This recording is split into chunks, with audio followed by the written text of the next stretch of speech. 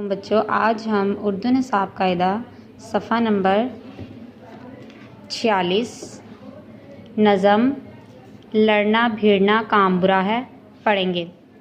लड़ना भिड़ना काम बुरा है। चलें बच्चों पढ़ें। लड़ना भिड़ना काम बुरा है, लड़ने का अंजाम बुरा है।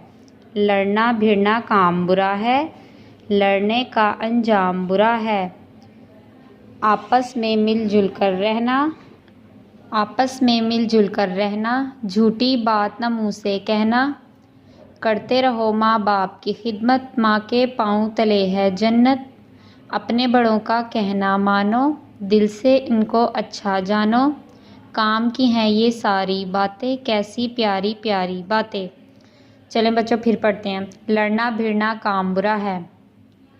लड़ना भिड़ना काम बुरा है, लड़ने का अंजाम बुरा है। आपस में मिलजुल कर रहना, झूठी बात न मुँह से कहना। करते रहो माँ बाप की खिदमत, माँ के पाँव तले है जन्नत। अपने बड़ों का कहना मानो, दिल से इनको अच्छा जानो। काम की हैं ये सारी बातें, कैसी प्यारी प्यारी बातें। चलें बच्चों इसे पढ़ें और याद करें। अल्लाह हाफिज़।